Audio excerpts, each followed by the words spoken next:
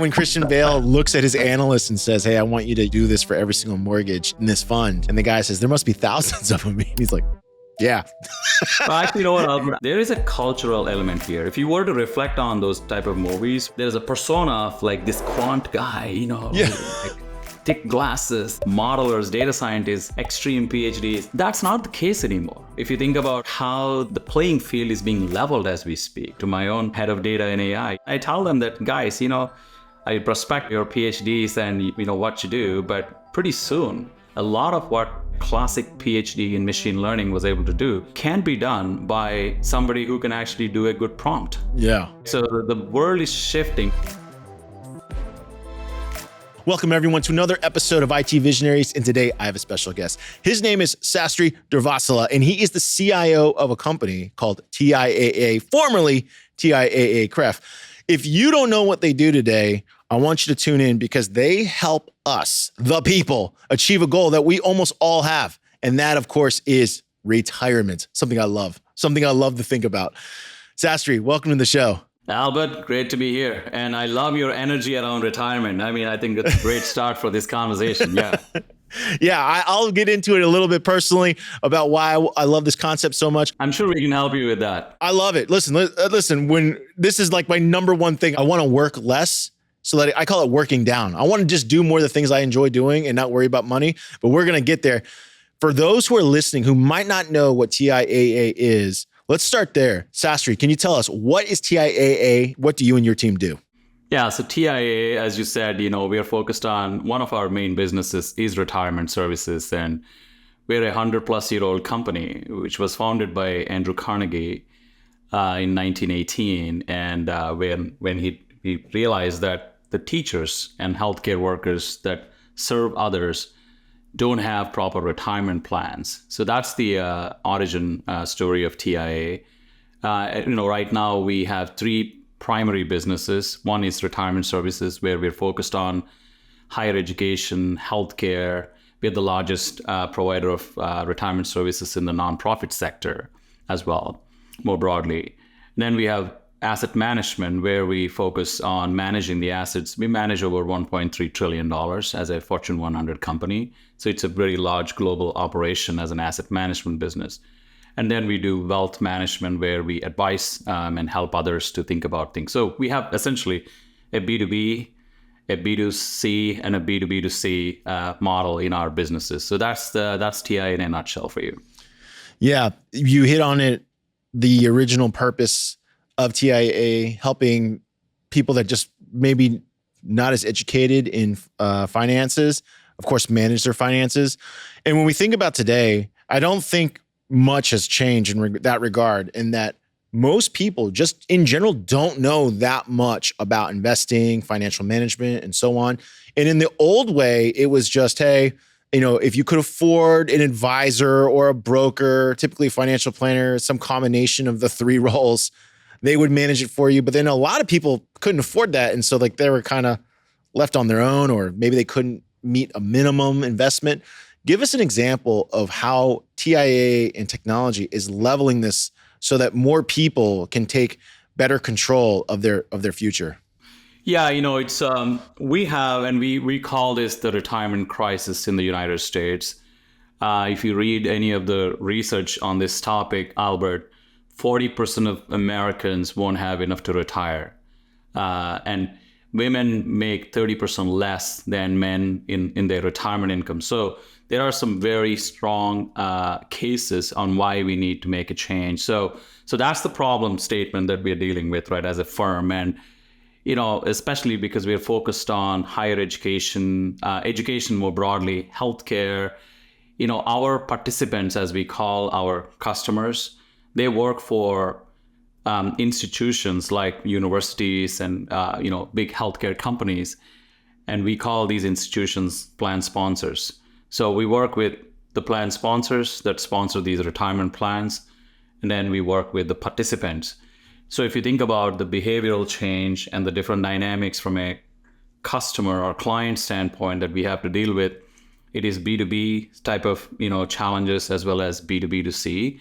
And as you rightfully pointed out in the beginning of this conversation, I mean, I'm glad to see the energy that you brought on the topic of retirement. But let's be honest, it's not a topic that we wake up every morning thinking about, hey, I'm going to think about my retirement today, right? So it is not a topic, having worked in other parts of financial services industry, especially, spent 15 years in a payments company, American Express, where you use payments every day. So you kind of think about it, or you're forced to think about it. Retirement is a different topic that doesn't have the same level of data currency, in your mind share. So how do we influence the participants to educate better in retirement, and how do we make sure that they invest, for their retirement, give them a wide variety of choices, but also work with these institutions that we work with to help them achieve their collective mission, which is, to help their employees retire with dignity. So it's because we are a mission-driven firm, I honestly think that it's a very different dynamic compared to like a classic for-profit where, most of our profits we make are actually passed back to the participants, right? I mean, that's the whole mission that we have. So if you think about how you run a mission-driven firm with millions and millions of participants, with tens of thousands of plan sponsors, and with an asset management that is global as it is, that's where I feel like there are some very interesting challenges to think about from a technology's perspective. So I'm quite excited about, where we are in our strategy. And I think technology undoubtedly plays an important role. But, I have a dual hat role. So I'm the CIO, leading the technology organization globally for the firm, but I also lead the global client services organization. So my team gets to cook stuff in the technology kitchen, and then I get to feed my own family actually in that process of client services that are serving clients on a minute by minute basis. So that's where, I see the great intersection coming to play, and that's where we're focused on technology solutions. Give us an idea of where you and your teams are specifically focusing on. Is it, is it in the actual selection of investments? Is it the ability to forecast distributions? Is it the ability to just intake inquiries? Give us, and I know you're probably going to say all of it. Imagine seamless customer experiences, fast internet, and the bandwidth required to embrace new technologies. Are you ready to experience the network that makes it all possible? There's no network quite like Zayo's.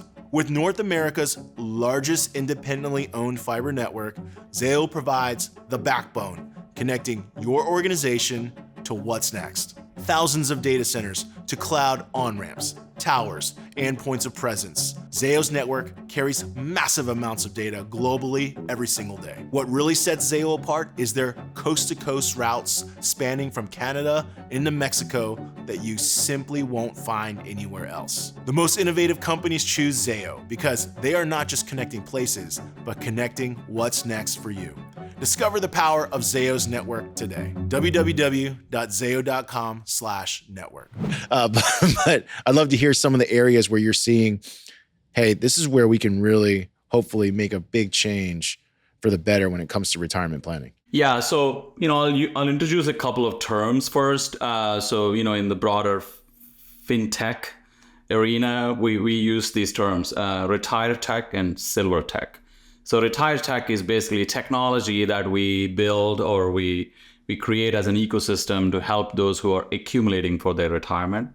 And then silver tech is, loosely speaking, technology that will enable those who are retired and who are decumulating, their savings, right? So the technology solutions that we have to build, while we build for every generation, they're very different, right? Because the expectations are different. You may not have the participant that is retired dealing with the same types of problems or same level of adoption with technology compared to somebody who just started their career as a professor in a university or a research assistant, and they are willing to save now, and their technology adoption is very different. So you got to serve for a spectrum of generations here.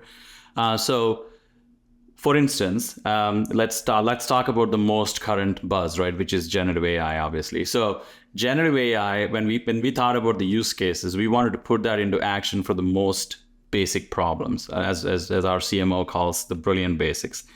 So when you think about retirement and you're just beginning retirement savings, there's so much jargon that goes with it, right? Even if you go to TIAA.org and search for the difference between traditional and Roth IRA, what is required minimum distribution, and you get like a lot of questions answered with a lot of links and everything. So we felt, you know what? When we build our platform and we have developed what's called TIAA Gate, generative AI technology, and it's a best of breed ecosystem with technology and models. We've deployed it for the consumer essentially to demystify this whole jargon. So you can actually check it out yourself. If you go to our website, you will see the search results from our traditional search, which is classic search. And then you will see the search results that are powered by our TIAA Gate platform, which is a lot more crisp, concise, simple terminology. And we can obviously, as we all know, modulate in the background how simple we want to make it based on, who's visiting, etc. So it's kind of personalized as well. So I think that's a classic use case of like emerging technology that we're putting into action. There's a lot of other use cases that I can talk about, but that's like one example. The second one of AI in action is when, as I said, I manage the global client services organization. So it all comes from all the way from the front office to the middle office to the back office to managing fraud operations for the company. When we get these calls, for instance, in fraud detection, there is a lot of scams and threats that are targeting specifically, our retired population, right? Because they're one of the most vulnerable populations, So in all the way from traditional financial scams to romance scams, these scams are basically getting to, threaten our retired population. So we have been deploying AI and other emerging technology solutions in this space to detect, fraudulent activity and help our customers through that. So that's another example where technology comes into action, especially as the whole ecosystem is changing, as we know, powered by AI. And the last one is really, when the calls do come in for other types of inquiries, we have been deploying AI even before this whole Gen AI buzz caught up.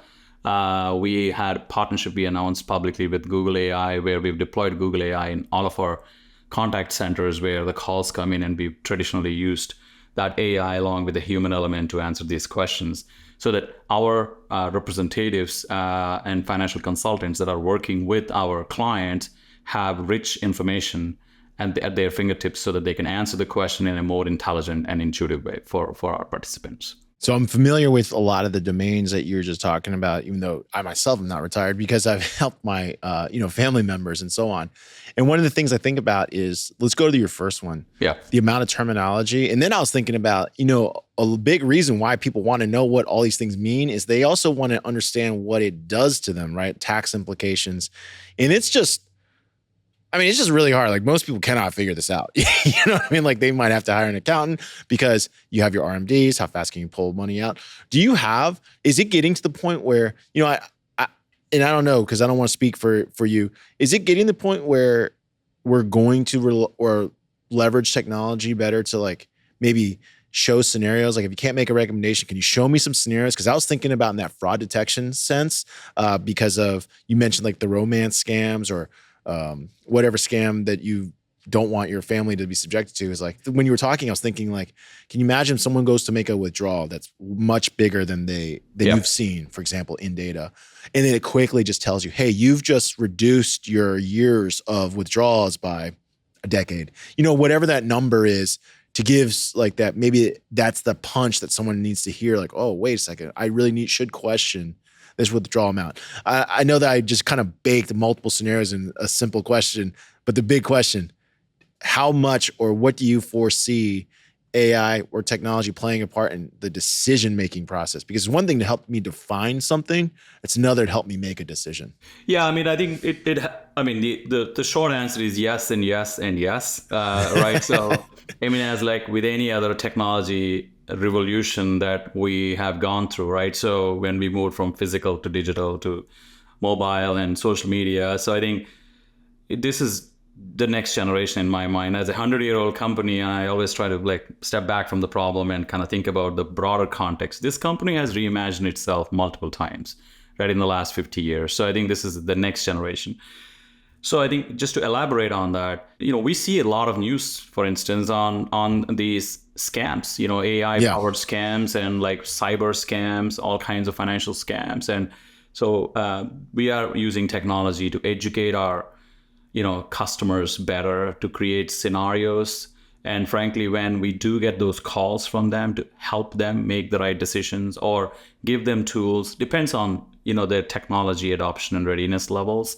Most retired population would want to talk to somebody, right? And they want advice from these, they may have their own advisors, for instance. So all of these things. But when it comes to fraud, to be very specific on the example, we can detect those patterns and actually, educate the participant real time. And we may ask questions if we feel that they're with somebody or they're talking to somebody that may be fraudulent, right? So I think this is where, every time I do side-by-sides with my, fraud services or client services representatives, it's fascinating to watch the types of calls, we receive and how much technology actually is put to use in those calls to make sure that we are protecting our participants and their retirement savings. I mean, you look at, there's so many articles, right, in the recent media, where these fraudsters and the scams and vulnerable population is getting constantly attacked. And so that's where, we definitely see a lot of emphasis. And in my organization, my head of cybersecurity is also the head of global fraud. So I've decided to actually combine these two functions under one leader so that we can actually put the technology into more action so the fraud doesn't run like a business unit by itself, that it is highly dependent on technology by default. So we want to make sure that we create those integrated solutions for our participants. That's awesome. Earlier you said you split the business into, like, you mentioned the silver, which is when I'm going to start spending what I've saved, and then there's, I forget what did you call the build phase? I call it the build phase. Retire tech, silver tech. All right, retire tech. Yeah. So one of the things I'm curious about is how, because you kind of hinted that you're planning to use technology to make education easier, to help for people who are maybe, I hate saying they don't have financial literacy, but like they don't, right? A lot of people, a lot of Americans specifically, don't know that much about money, about investing, about, what's the difference between a mutual fund and ETF, a stock. I don't know if they need to know, but they don't seem to have a lot of knowledge. We also have, I would say, this is just my opinion, but a lot of people have a hard time doing long-term planning, right? They'll say yes to short-term gratification at the expense of long-term planning. Yeah. How do you envision retire tech changing that mindset? Because I think, I know society would greatly benefit from it if more people understood what investing a little money today will do for them tomorrow versus like buying, a car they can't afford or have to. Yeah, no, I know. I think I think this is where, whether you take a utopian view or a dystopian view on things like AI, we're obviously, I'm a believer, I'm an optimist, so I'm going to take the utopian view. But, we all heard this saying, humans with AI are more impactful and more powerful than humans without AI. This has been kind of floating around since the whole Gen AI buzz caught up. I fundamentally believe it because I see it in action. So what happens is, like, when I see my client services organization that are equipped with these AI tools, because at the end of the day, even when you are talking about retired tech, people, this is not like banking transactions where I can like send you some money, through one of the proven platforms or payments, etc. This is like, they would want to talk to somebody and actually get things figured out a little bit, right? So that human element is extremely critical in the beginning of their journey. And then eventually, they might just go on more autopilot. But when you talk about that human element and equipping that human element with the best of personalized, insights that they can use to educate, that I think is really fundamentally the game changer in my mind. So for me, the importance of AI and this technology is accessibility to our participants, but more importantly, through our own colleagues. So that's where, we put a lot of emphasis on, okay, how do we make sure that these technologies are easily available to a colleague that is dealing with our plan sponsors, our plan participants, or plan consultants who act as the intermediaries to connect us with different types of plan sponsors. So I think, that's where I see a lot of potential. Of course, if you switch to our asset management business, there is a lot of research that happens in that space, as you could imagine, right? So, and again, our analysts and our portfolio management teams, the amount of research that they have to do, the amount of documents that are even publicly available that they have to read through to come up with insights. We've obviously all deployed all kinds of analytics and AI tools of the past on those things, but now is the most exciting time. So we internally have this thing called Research Buddy that's being implemented. So, and that's where, we've been developing this to assist our asset management business with insights that they could use in their decisions from an asset management perspective. The last thing I'll say on technology and how it can help is we don't exist by ourselves. There's a broader ecosystem, right? So sometimes, we have our products, and these products need to travel to other financial institutions that can actually ultimately deal with a participant. So for instance, as I said, we operate in higher ed and healthcare, and we call this the 403B market. And most people are familiar with what's known as the 401k market, right? So that's where everybody, who's an employee, invests. And we've been working on taking the 403B products and make them travel to the 401k side, where we can actually help more Americans with our solutions. So that's where I think the technology is very powerful. In fact, we have been not only building technology and partnering with other middleware providers in that space, but we also started a TIAA Ventures where we are making strategic investments in this space through our fintech and client tech labs innovation center, where we can incubate some of these ideas with them and actually power up the middleware so that our products seamlessly travel to other record keepers, where we might be helping Americans retire better on the 401k side. When you were talking about the Research Buddy, I immediately, the scene that flashed into my head was in The Big Short, when Michael Burry, played by, who was it played by? Christian Bale. When Christian Bale looks at his analyst and says, "Hey, I want you to, do this for every single mortgage in this fund." Yeah. And the guy says, "There must be thousands of them." And he's like, Yeah. And I want everyone out there to know, like, that's exactly what a entry-level analyst would be asked to do, baby, back in the day before they had Research Buddies. Well, actually, that's an important, it's actually a cultural element. I mean, we talked about a 100-year-old company, right? So let me actually kind of build on that, right? Because there is a cultural element here. If you were to reflect on those type of movies where, like, you got like this, there's a persona of like this quant guy, like thick glasses and like, put head in your like computer and like modelers, data scientists, extreme PhDs. That's not the case anymore. If you think about like how the playing field is being leveled as we speak, right? So you don't have to be, and I say this always, jokingly to my own head of data and AI. I have Dr. Swati Singh, who's a PhD, and her head of AI Center of Excellence, who's Dr. John Almazan. And I tell them that, guys, I respect, your PhDs and, what you do, but pretty soon, a lot of what like a classic PhD in machine learning was able to do can be done by somebody who can actually do a good prompt, right? Yeah. So the world is shifting. So I think that's where I think, things like Research Buddy, they basically like democratize the access so that, we still have obviously excellent, quant team and statisticians and modelers, but I think the exciting thing about generative AI is that it actually levels the playing field. So we've actually taken the step of making an AI first agenda for the firm and actually educating every colleague, not just our technologists or data scientists or modelers or analytics people. So we've actually introduced a mandatory training for everybody in the company, regardless of their role family. We've opened our guild network. Guild networks that we have are more advanced, focused, networks. But for the AI network, we've opened it for everyone.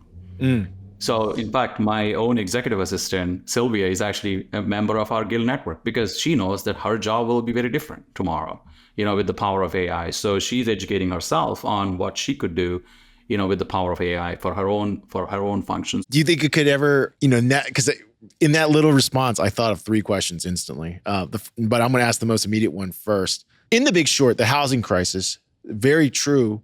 Very few people recognized this was going to happen, right? And of course, Big Short talks about the people who did spot it. Do you see a place in the future where, because there are going to be more people with access to information and more tooling that allows people to see trends and so on, is it going to prevent massive financial disasters, or is it going to catch them earlier? Like, because it's, I don't want to say it'll stop them, because people have always figured out ways to kind of do nefarious things. But is there a future where like a financial crisis like that is averted? I mean, I wish I was Nostradamus, but I think this is the part of any podcast I love, Albert, like where we actually get to like kind of like put our thinking caps on and off and think about things. I mean, I do think that, because as I said, I have a more of a utopian view, that people will be more or better equipped.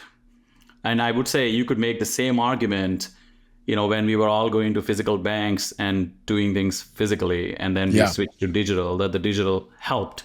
It might not have felt it when we were going through it. I still remember, like, when we were debating, in my previous companies, well, would we ever do payments on a mobile phone and like just like use your phone as a credit card? And people were like, who's going to do that?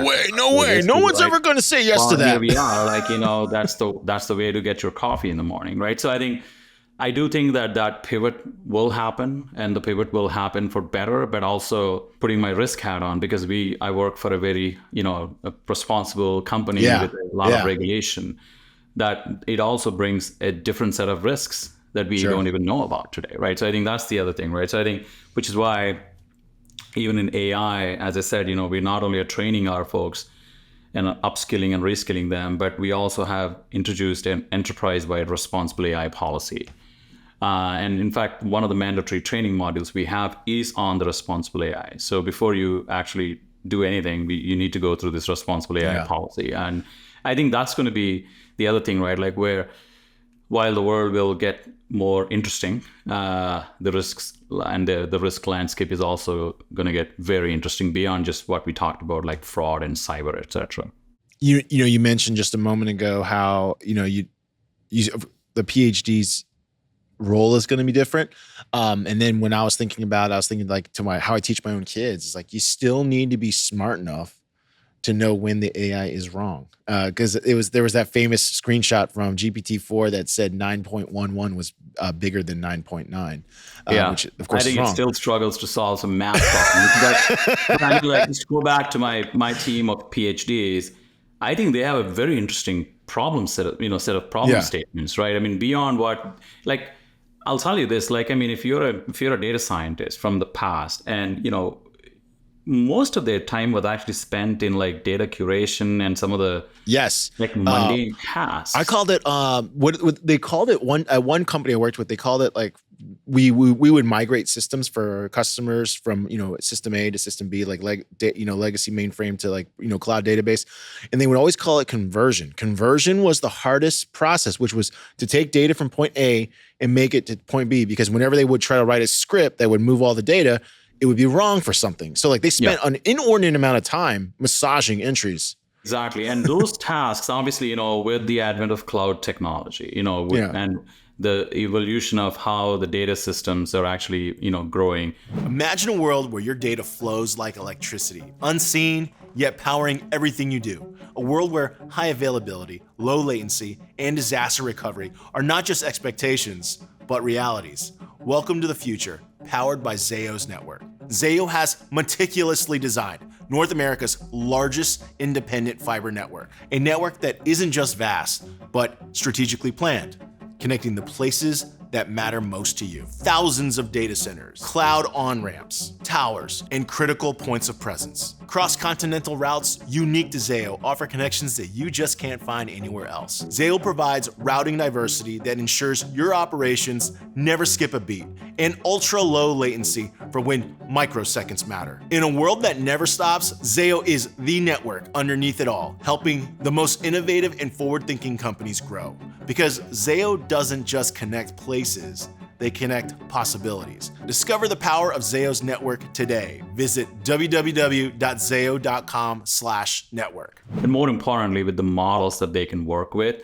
where some of these models are like really good models, right? Like you don't have to like code from scratch. So the best thing is like you can, if you're a great PhD, you could actually integrate these models in a best of breed ecosystem and train them on your data and create that, reinforced learning with human feedback for your specific set of problems, and work with your technologists to deploy the actions and insights into your channels of communication. I think if you think about it, their job actually got a lot more interesting, and with hopefully less the chores of being a data scientist. So that's why, while I keep joking about, my own team, I actually think that they have the best job, right now, because, we all saw that like when big data came up and Hadoop was ruling the world and everybody said, well, data scientist is the most sexiest job on the planet and all that good stuff. I think it still is, but they do a different set of things compared to like what they did like 10, 15 years ago.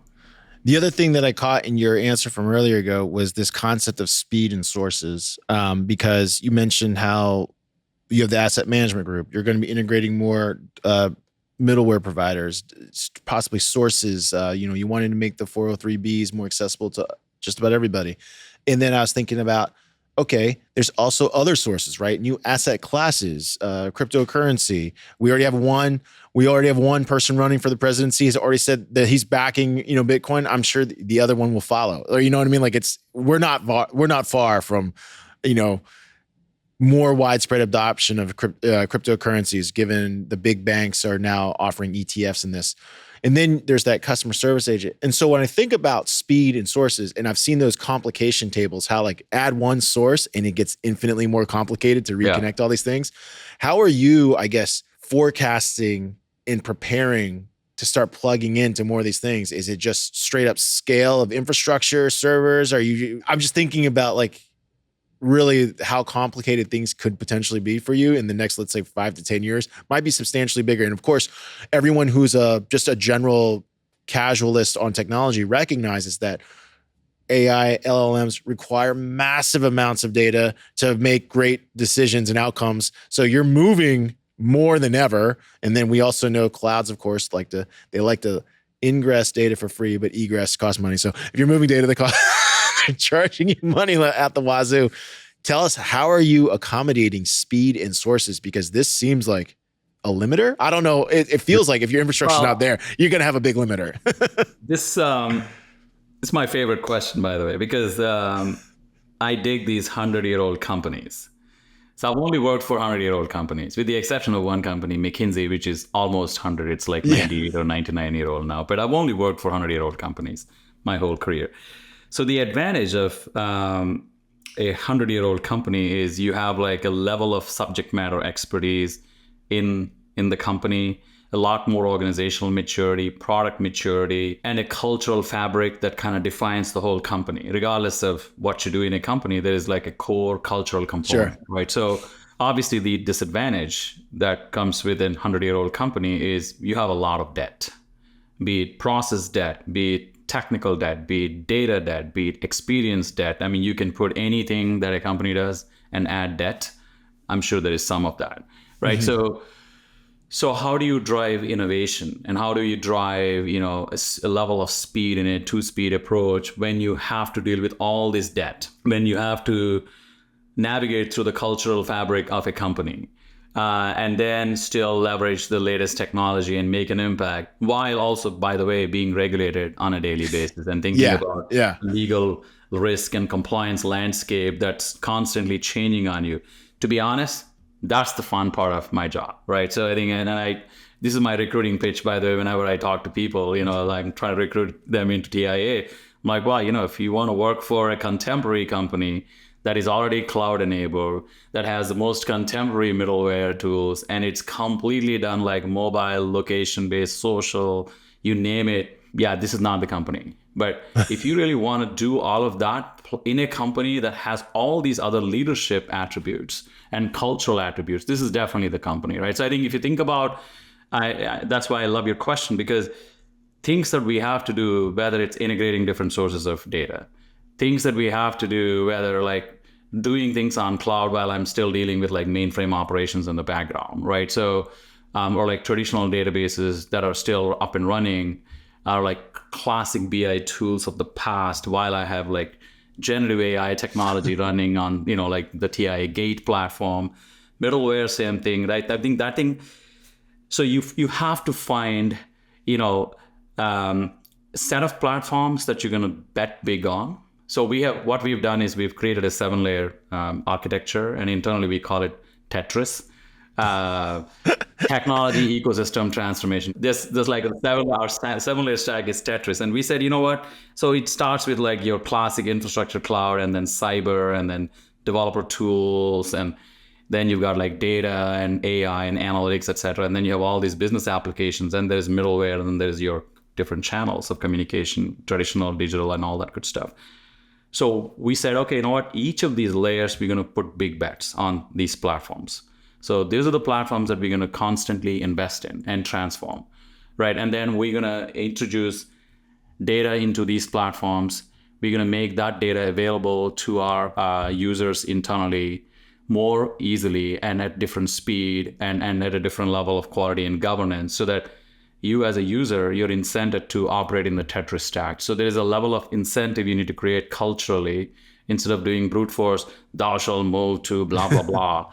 That's not going to work, right? So you got to almost create a township where people are incented to go and live and like create impact, right? So that's kind of like one technique we've taken. We also did some top-down mandates on certain things like data quality and data governance. I think, when you have a lot of different data sources, and now we're using data for different purposes, it's an extremely important thing. So if a data source is not certified, it's going to get shut down, for instance. Right. So I think these are the things, like there are certain things that you got to do top down, but there are certain things that you do need to do bottoms up and create a level of appeal for the new. I mean, we all switched from BlackBerry to iPhone. And I resisted that, by the way, because I was like all the time. I'm never giving up physical buttons. Like that's the school I was in. And then here we are, right? I mean, I think I do believe that people will make that switch. But there should be a real incentive. And we all saw that incentive in touchscreen, and we did, right? So I think that's kind of like how I think about this problem, Albert. Yeah. Yeah. I think the app ecosystem is probably what really pulled people over. I think the touchscreen was beautiful because I remember there's this really cool business case where iPhone is launched in 2007, but RIM, the maker of BlackBerry, actually had increasing sales for the next 4 years. So for the next 4 years, 5 years, actually, they sold more than ever. Right, so they sat there thinking, our throne shall not be infringed upon. But then I think something happened where the app ecosystem got robust enough and enough developers were playing in it, where it really started to become noticeable, I think, for general consumers. Like, I think the iPhone could do more things. Yeah, because no one was writing for BlackBerry ecosystem. So exactly. It quickly became. Yeah.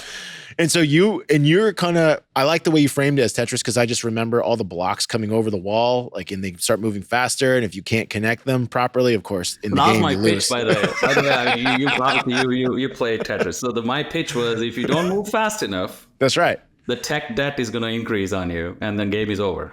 Yeah. Or you're too sloppy, right? Because that's in Tetris. If you don't make the lines disappear because you're saving, because you want to get a big win, sometimes that piece doesn't come over the fence, and of course you lose. You got it. Yeah. Because when I think about this problem, I think this is the new problem. Every company is now, if it is a problem, they have to solve it, which is because you cannot predict what the next wave of anything is going to be. And it's seemingly like, consumers always they've never wanted less, right? They want a simpler experience, but they're going to want, I know when people are investing in retirement in the future, if there's a high performant asset class, they're going to want access to it. If there's a high performant like forecasting tool, they're going to want access to it. Whether it's mortgages, because it used to be, I mean, it still kind of is like mortgages are over here. This company's mortgages, this company's got bank rates, this company's got, CD rates.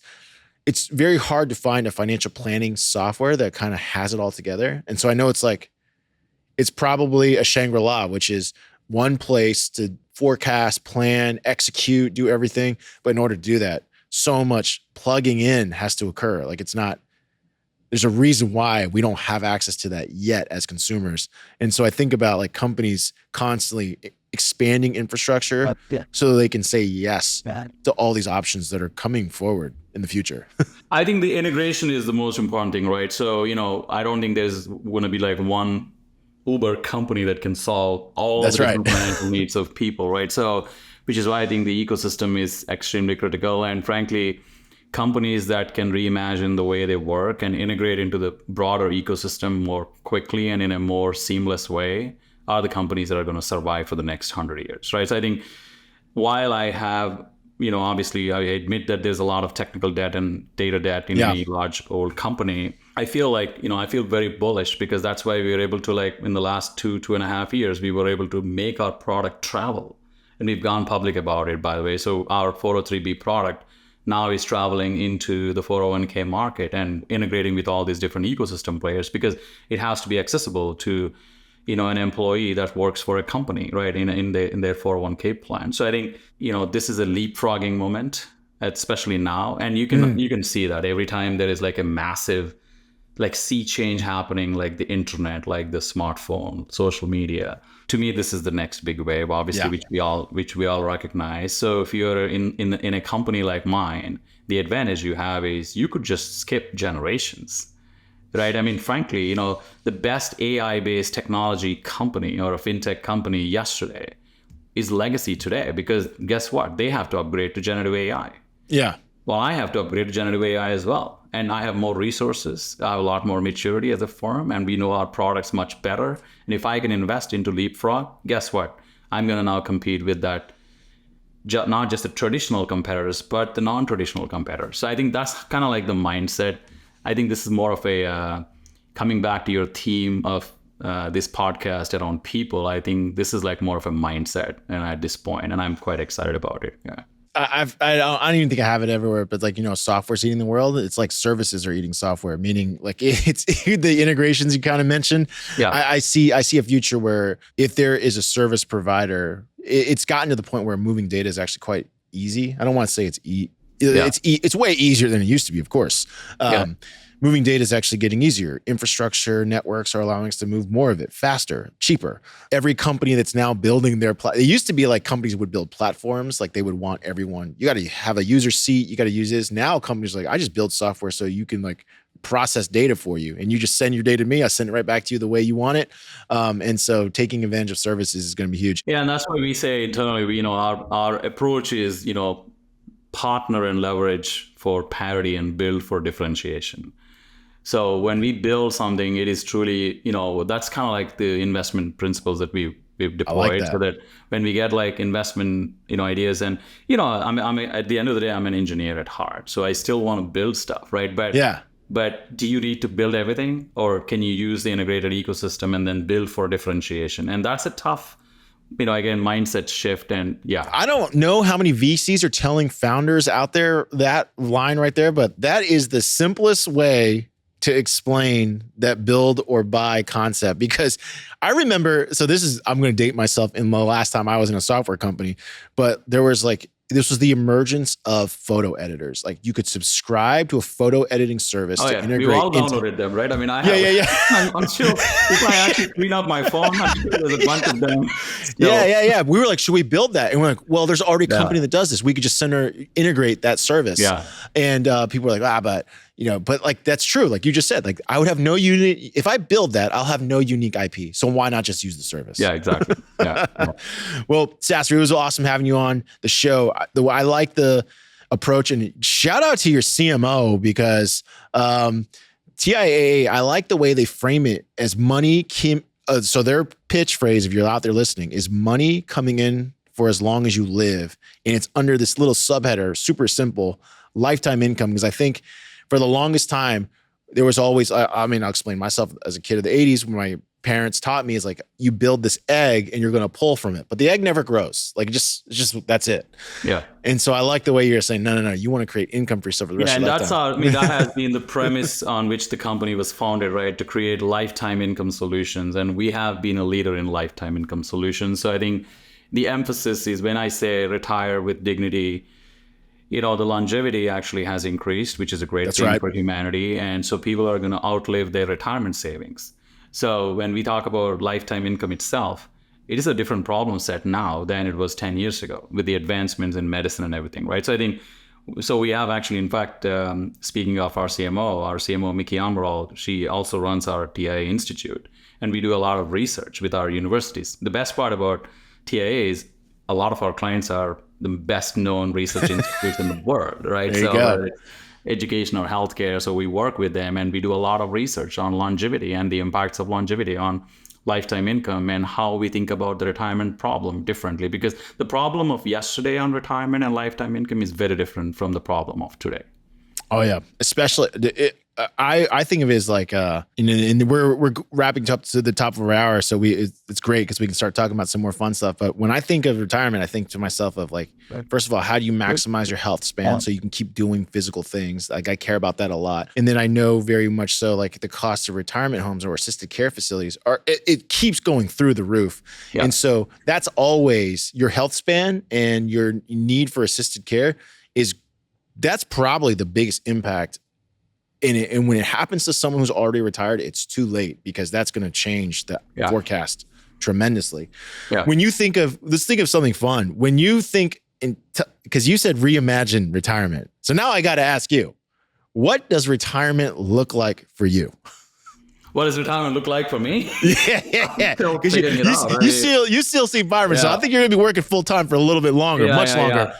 But when you're not working full, or are you thinking I will just work full time until, the angels call me home? Well, my definition of retirement is flexibility.